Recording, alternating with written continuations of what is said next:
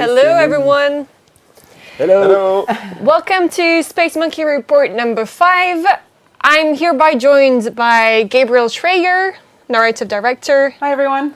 Emile Morel, associate creative director. Hello, everyone. And Guillaume Brunier, Hello, senior everybody. producer. And I'm Charlotte.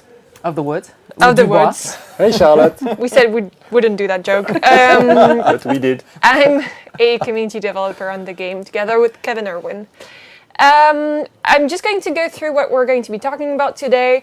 First, Guillaume will be doing an update on the game's development. Then Michel, Emile, and Gab have been working on a player story that they will be able to tell you, supported by very cool concept art pieces. And after that, we'll be doing a small bit about our partnership with Hit Record. And last but not least, we'll have a small surprise for you guys. But to start off, let's talk about the game, where we're at. About Space Monkeys first.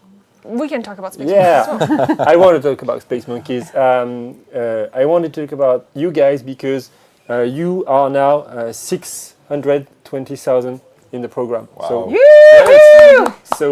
nailed it's a big crowd, and we're very proud to have you all behind the game and the development of the game. And by the way, welcome to everybody who joined since the last stream that we did back in December. So welcome to you guys. Hope you will enjoy this stream.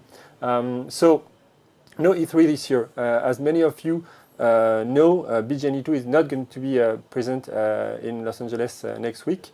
The reason for this is we are hard at work with the team, focusing on core development milestones. So for the time being, for this stream, expect from us world updates, character updates. Emile and Gab will share you some very cool stuff in the next few minutes, but not so much gameplay footage. We've shared a lot of gameplay footage last time with our demo, so today don't expect too much of that. Space Monkeys, something that I wanted also to say again is that you will be the first to play the game when it's right, when the time is right, when we're ready. As part of the program, we'll keep our promise so that you guys are the first to get your hands on when we're ready to do so. So as Charlotte said, a bit of an update on the team, on the dev. So the team is getting bigger and bigger. We are currently 5 studios working on BGNE2. Namely Barcelona, Bordeaux, Sofia, Mainz, and Montpellier.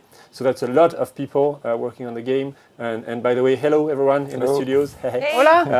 Hola, yes.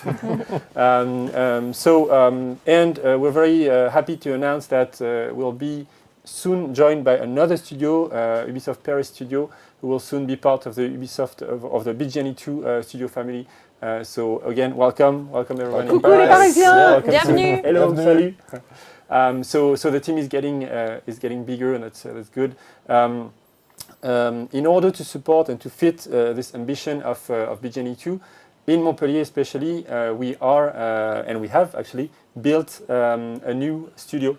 So we're going to be moving in the next 2 weeks. We can't wait. We can't wait to move to our new offices. And as I said, they've been built from the ground up, so it's going to be fancy, it's going to be nice, and everybody at the studio here in Montpellier is very excited to move to that studio. That means that this is the last live stream that we do from this room. Yeah. Oh, poor room. But are we taking the couch with us? Yes, I think we're taking the couch. Yeah, we have to. So we'll make sure we have a nice spot, a nice place in the new studio in Montpellier to have the live stream regularly, etc. So here a sneak peek at where we're going to be working from. So that's our new home very soon. And we will have more space over there. Yeah, more right? space and an inside garden, as you can see on the image. So lots of good stuff coming for the dev in the next few months. Charlotte, back to you. Very cool. Like they do on TV, you know. Back to you, Charlotte. This looks like the rehearsals. So we talked about Space Monkeys. We've been asking on the chat where you guys were from, and we've got quite a few answers. Is BG2 out yet? Which is an amazing Twitter account. It's from France, so bonjour. We have Point Blank from Sweden. We have Delphos Play from Spain. A bunch of people from the US. Welcome everybody. Thank you for joining us today. So over the past few months, we've been releasing blogs on our websites to talk about some of the concepts that make our world. And we've been asking you what you thought and how you projected yourself in that universe. So some of your feedback regarding Naraka specifically has been that you wanted to free up the slaves. I think all of you guys feel for those clones and hybrids that are stuck into the mines. So we got Chronox2, who told us that he would free up the slaves and he would get them to help him collect resources. We got Normally, who said he would be stealing the cargo at first and then free up the slaves when he can. And then we also got some pretty strong reactions on Divalites. Kira too said that screw the Divalite, it's caused more trouble than good. And I think that's a fair statement. Yeah, Right? it sounds like a freedom fighter. Yeah. What's amazing from all those reactions, those posts, is how much people get, this world we're currently building, how much they understand it, and their ideas, actually, what they come up with is pretty close to the things we are imagining ourselves It fits. put in the game. Yeah, exactly, it fits completely. and- So it's always impressive to read those posts. Something else that we talked about was also Ganesha City and what you would imagine yourself doing when exploring that city. We had very cool feedback from Yuna, who said that she wanted to start in Ganesha City because she would love to see all the people and cultures mixing together. Krylos also wanted to start in Ganesha City for some very different reason. His opinion is that he would be hitting the nearest brewery for that sweet hybrid ale. Yeah, so we're waiting for that, the secret ingredients to the hybrid ale. the recipe. Please share. Maybe it's a recipe that Paige has got going. I mean, Yeah. Could him be. and He's a alcohol good have cook. kind of story together. He's got bottles, right? Plenty, and Well, we know yeah. the secret ingredient. Love. Yeah. No. Nice, Gabrielle. Nice impression. You do voice acting. It's in my And- next life. Someone else, though, Harmon Express, mentioned that they would like to start in Naraka because it was more of a high-risk, high-reward kind of place, and that would make him a legend if done right. Becoming a pirate legend is actually what it's all about. And actually, Emile and Gab are going to be talking a little bit over that, our world, and how you go from being a clone to something very different. Yes. Great introduction. Yeah, thank you. Absolutely. So we're going to have a look at some of the unbelievable Yeah. concept art that our concept artists have put together specifically for the live stream. And we start at the very beginning, and all of the entire population of System 3 starts in a room like this, in this very sterile, cold room, which happens to be the laboratories where Chimera Corporation, the corporation who are the masters of life, they do gene engineering, and they're the ones that populate the entire world. So every one of us is a clone in this world, and we Exactly. start looking like that. Every living creature is actually coming out from one of those Chimera Corporation laboratory, very white, scary, sterile environment. So this is basically where life is happening in System 3 because you have no natural birth in this universe, only clones engineered, created in those laboratories.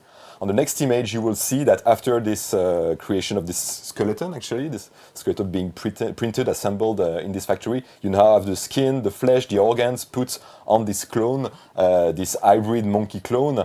We talked about this with Michel. It was super important for us to have an hybrid monkey, actually, an hybrid character on this image. We could have put a human clones because we will also have human clones in this universe. But it was important for us to have an hybrid here to show you that hybrids are not an alien species or whatever. They are really created characters in laboratories, creatures that are being engineered, basically.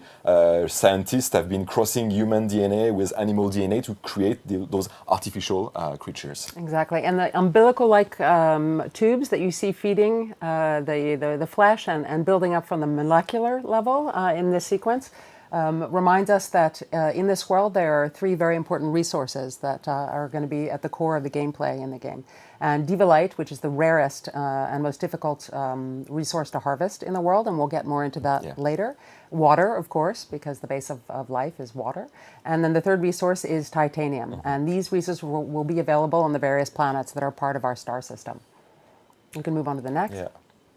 In this image, you can see that that all of the clones, so us in the world, we start on a factory line.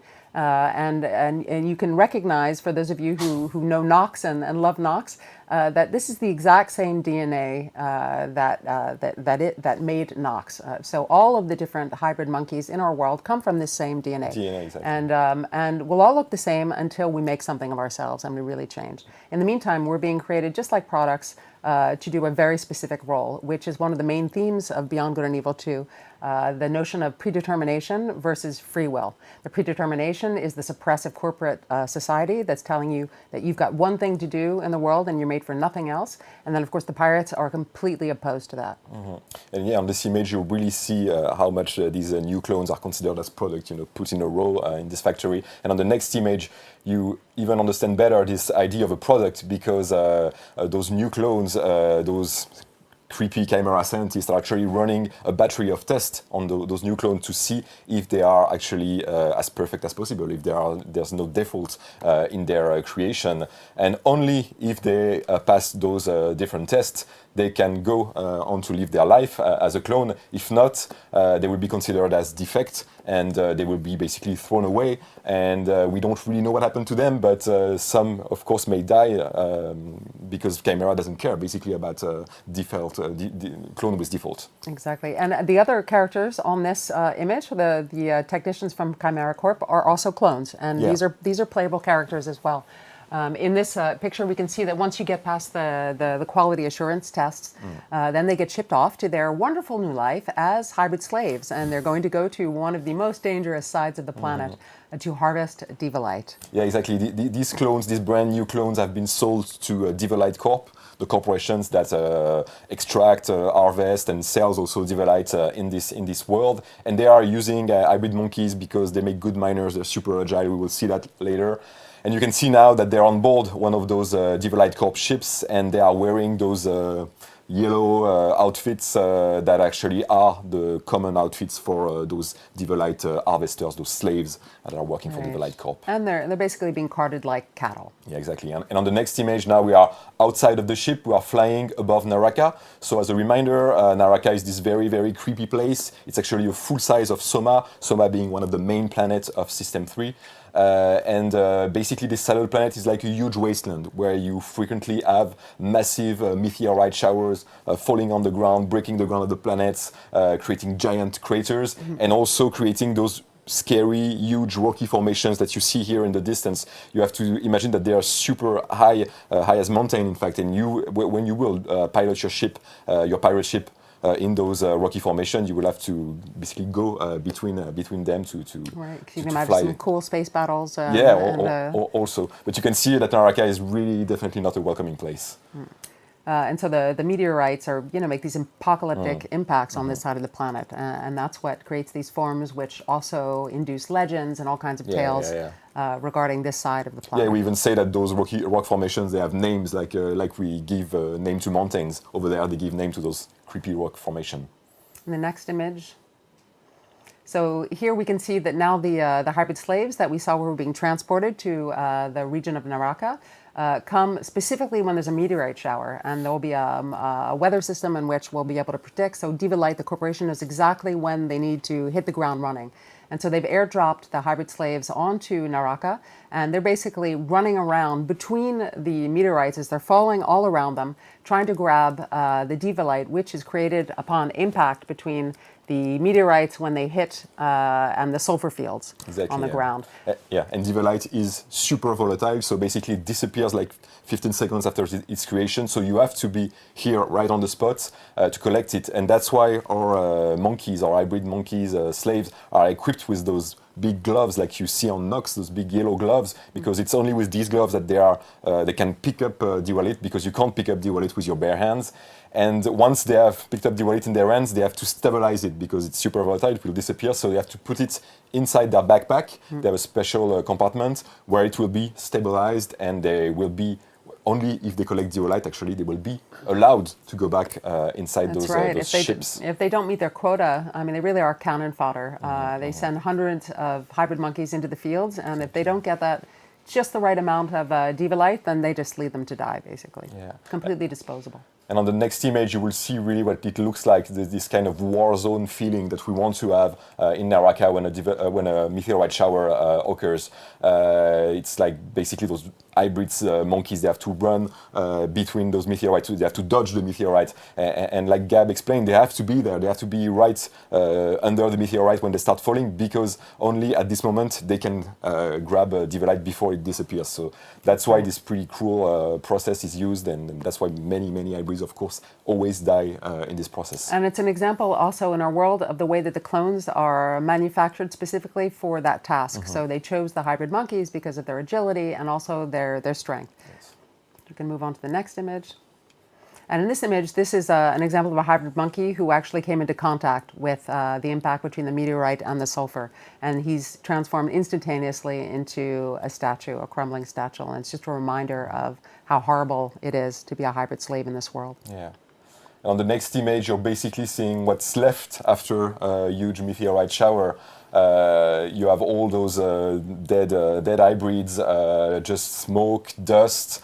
And you can see that among those dead hybrids, some may still be alive, but badly wounded, and they have very few chances of survival, because there's basically nothing on this side of the planet. Like we said, it's a huge wasteland, so their chance of survival are very limited. Right. So there are some. There are rumors again that some of these hybrids actually managed to get away.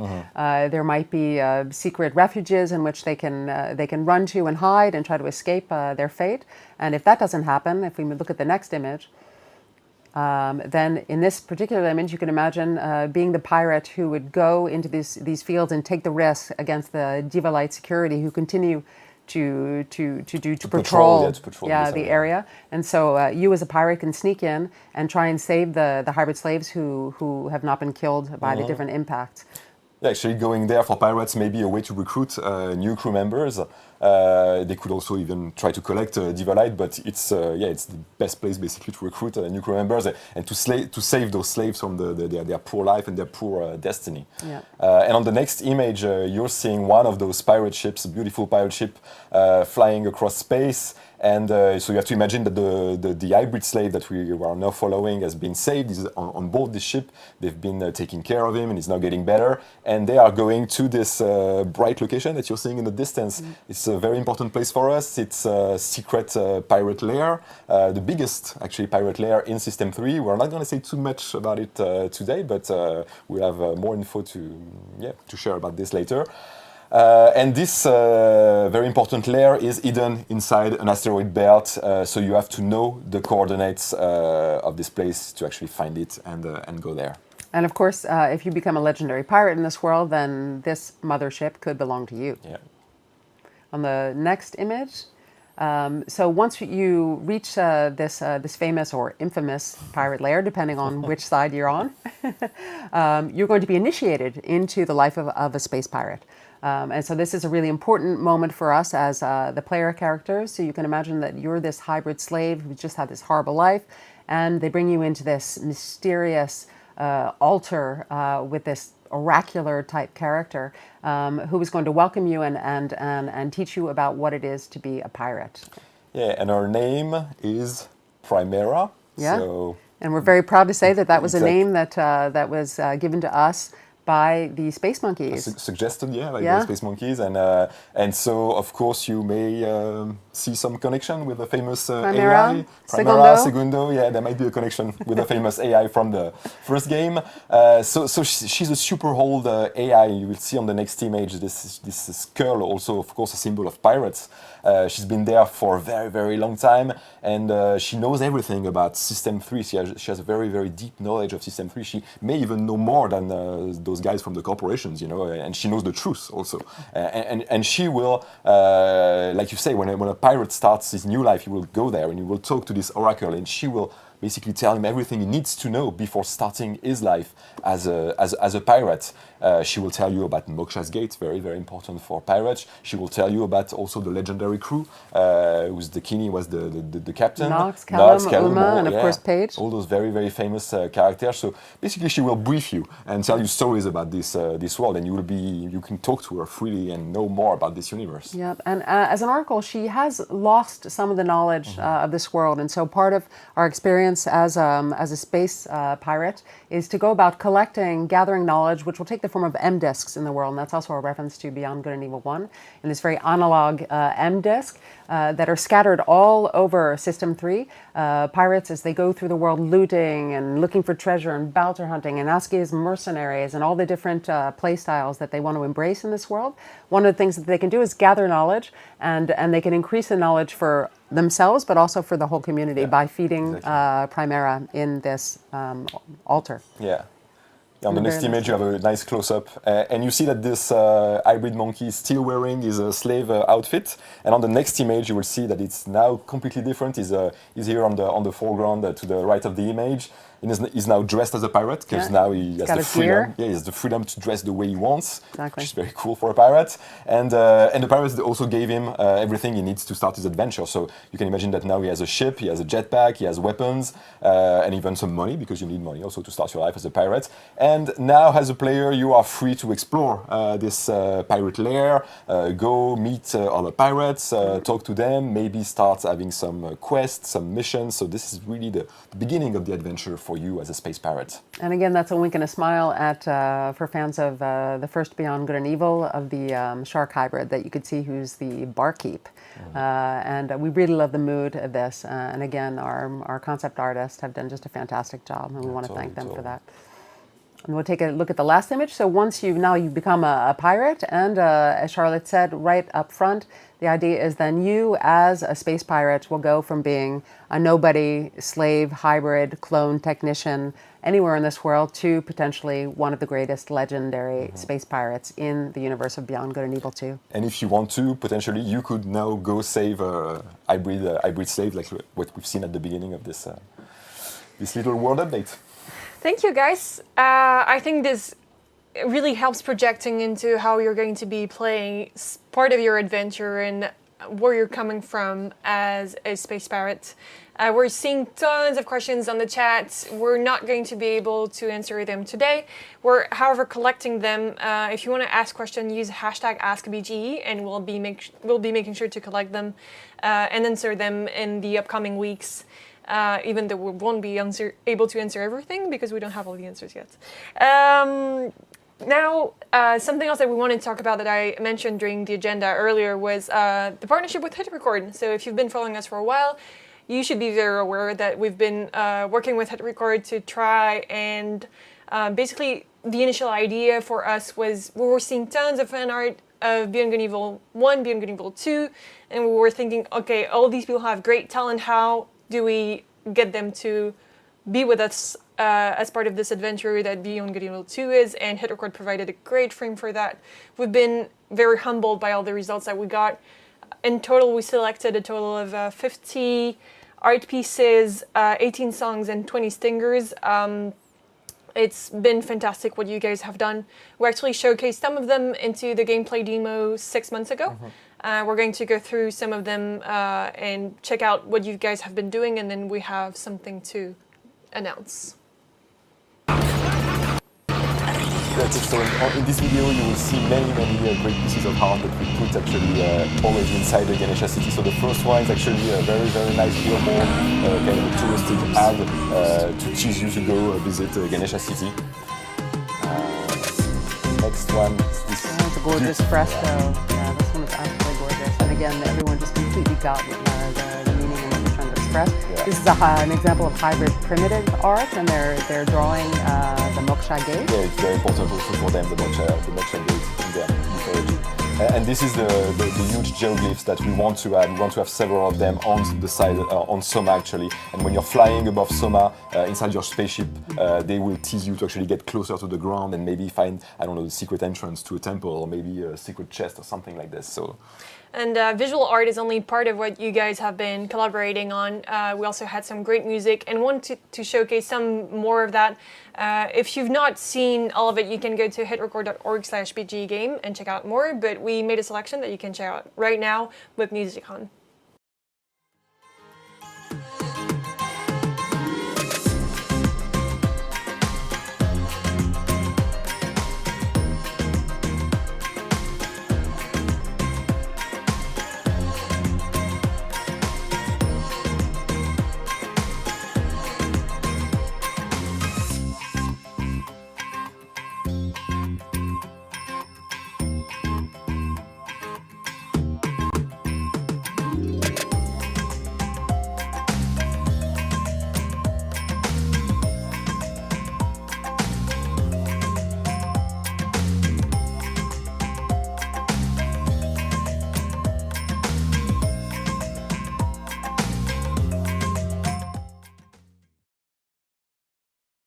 So two really quick commentaries about what you guys just saw. First of all, the it was pretty quick, but we saw the album covers, which were something that we wanted to do, but that spontaneously the Space Monkeys that contributed to the Hit Record collaboration did for us, and we're hoping that that'll be part of one of the quests in the game to collect the albums and the different music produced by the Space Monkeys.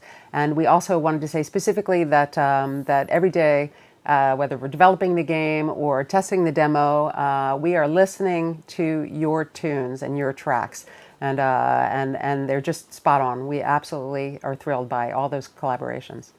Yes. Yeah, and I want to add that we are really proud of that collaboration. It's something that's very new to us. It's a step that we made with you guys. It's a test, and that's a success for us. This initial partnership with our friends at Hit Record, so it's a success. And what we want to say today is that we're really proud that we officially announced that there will be an extension to this partnership. We will give the details of this partnership on this extension in the next few weeks, but rest assured that we are continuing this program. And again, I cannot stress how proud we are to be concretely working with you guys, putting your input, your assets, whether they are music or visuals in the game. That's really a great thing for us. Also, in the initial phase of our collaboration, as Charlotte said, we got many contributions.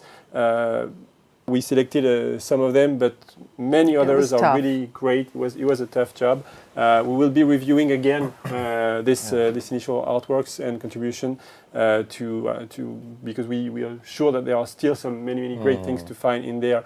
We will also issue new projects and new challenges to you guys so that you can contribute with new assets, new contributors. So new contributors are always welcome in this partnership. So whether you like writing, painting, drawing, making music, etc. You're welcome. Really, it's open to anyone who wants to contribute in some way or another through this partnership. And we should probably just remind them that it's a collaboration. That what makes it so special is that it's not just an individual's contribution to the world. It's really the Space Monkeys working together through the Hit Record system to create one piece of music, one piece of art. Exactly. So there's the highly contributive process, creative process that we really like, and so we are continuing with that. Yeah. So just a quick hello to our friends at Hit Record. Thank you for all the work. Thank you. And we are really looking forward to continue building this partnership with you, with the community, to create some more and more great stuff that will end up in BGNE2. Yep, we'll be sharing more details about that on bggame.com and also on hitrecord.org/bggame. I'm also being told that the sound was too loud in the video and you could not hear what I said earlier. But we were basically just mentioning how happy we were with everything that we got from you guys, and the quality of it has been amazing. Last but not least, I talked about a small surprise earlier when going through the agenda. So this is our one last thing, and I'll leave you with that video. Mama go garage, you know. When your mama won't go, you know. Come mama go garage. And so, hey man, what seems to be the problem? I'll go ahead and tow you to the mama go garage.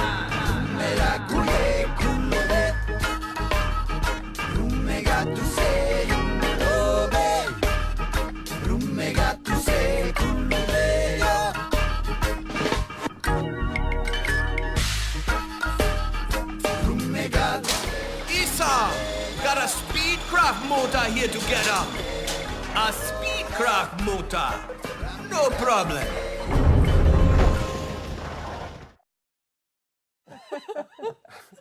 Hey! Yeah. So We're back. that was a huge, sorry, that was an amazing trip down memory lane for all of us who absolutely fell in love with this game. And in fact, many of us who actually joined Ubisoft because we loved that game so much. And those were some of the most fun characters from the original Beyond Good and Evil. And now we have a reveal of the new design of the new Mamagos. Actually, one of the characters from the Mamago family, Mamago clan. So here it is. Yeah, another Same vibe. character coming back. Yes, same very cool Jamaican vibe.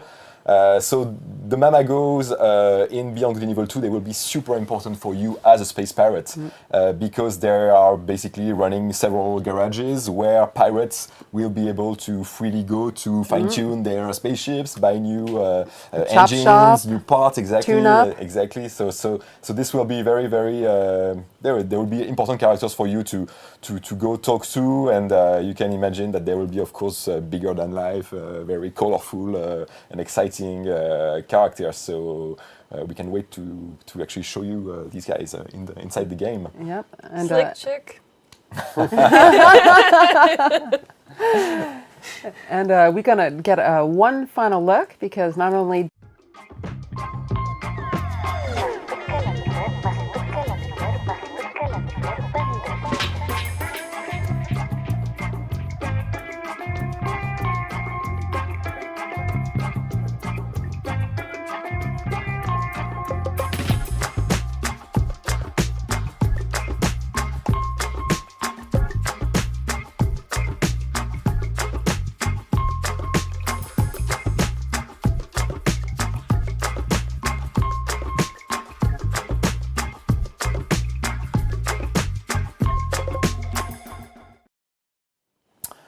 so yeah, you've just seen this great 3D modeling that is going to be the base to create all our Mamago characters. But not only. What's super interesting is that, of course, you will have other Rhino hybrid in the game that will have completely different lives, different jobs. Right. They share the same DNA. They share the same DNA strain, so you will see other type of Rhino character in the Right. game. So in addition to being members of Mamago, some of the other hybrid rhinos are used as slaves by other corporations, and they are completely playable characters. So if you want to play one of those badass rhinos, you can. You can. Be a space pirate Rhino. That's great. So there you have it. Space Monkey Report number 5 is coming to an end.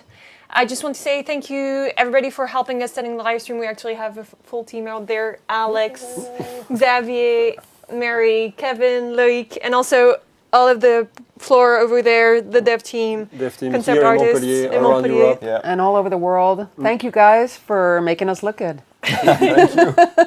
And also thank you, Space Monkeys, Yeah. for watching the stream. And we'll be sure to be answering your questions shortly that you've asked using the hashtags. Not too late, you can still ask them, and we'll be retrieving them in the next couple of days. And we'll see you next time, live from our new studio. Thank you. Thanks, everyone. Bye-bye. Bye.